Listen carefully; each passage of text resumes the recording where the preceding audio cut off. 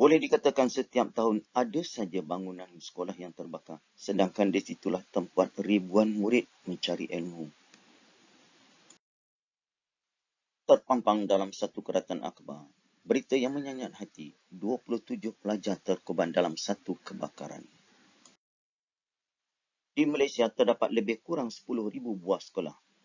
Daripada jumlah tersebut, 2,088 sekolah berisiko terbakar. Ini kerana pemeriksaan Jabatan Pendidikan mendapati sekolah berkenaan terdedah risiko berlaku litar pintas berikutan sistem pendawaian elektrik usang berusia lebih 20 tahun.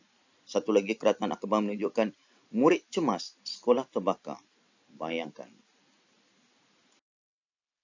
Untuk mengetahui lebih lanjut, mari kita belajar Bahasa Melayu tahun 4, tajuknya Pelan Kawat Kebakaran Sekolah. Objektif yang ingin dicapai pada hari ini, cikgu mengharapkan murid dapat membina ayat menggunakan kata adjektif berdasarkan kemahirannya, iaitu kemahiran tata bahasa. Mari kita fahami apakah maklumat yang terdapat dalam buku teks Bahasa Melayu tahun 4, tajuknya Pelan Kawat Kebakaran Sekolah. Sekolah Hadis telah mengadakan kawat kebakaran sekolah. Mari kita fahami panduan keselamatan di sekolah berkenaan. Semasa latihan kawat kebakaran sekolah ataupun situasi sebenar, jadi kita kena lihat dan mengambil kira perkara-perkara yang telah pun disusun sebagai SOP jika berlaku kecemasan. Yang pertama, jangan gopoh menuruni tangga. Kita bimbang ada yang terjatuh dan sebagainya, lebih berbahaya. Yang kedua, jangan lambat sewaktu kecemasan. Ini yang banyak berlaku, bomba dia ada bagi berapa minit.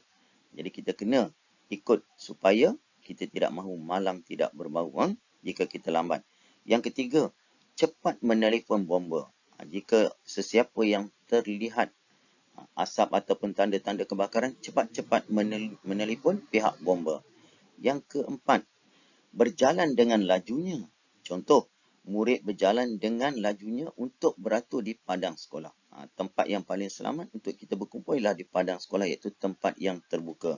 Seterusnya, fahami maklumat dengan jelasnya. Jadi ketika berada dalam kelas dan sebagainya, kita kena fahami dan ikut arahan apa yang telah disusun oleh pihak sekolah. Dan yang terakhir, selalulah berwaspada kerana di mana-mana malang tidak berbau. Kita kena sentiasa berhati-hati. Berdasarkan objektif pada hari ini, murid-murid kena membina ayat berdasarkan kata adjektif. Jadi, apakah itu kata adjektif? Kamu kena fahami terlebih dahulu. Kata adjektif digunakan untuk menerangkan sifat atau keadaan bagi sesuatu kata nama atau prasanama. Kata adjektif juga dikenali sebagai kata sifat. Kata adjektif boleh dipecahkan kepada kata adjektif warna, ukuran, bentuk, waktu, jarak, cara, perasaan, panca indera dan sifat ataupun keadaan. Jadi latihan pada hari ini, murid dikenaki bina ayat dengan menggunakan kata adjektif berpandukan perkataan yang telah pun disusun dalam pelan kebakaran sekolah berkenaan. Antara perkataannya, laju, jelas, cepat, gopoh, lambat dan selalu. Ada 6 ayat yang perlu kamu hasilkan daripada kata adjektif yang diberi.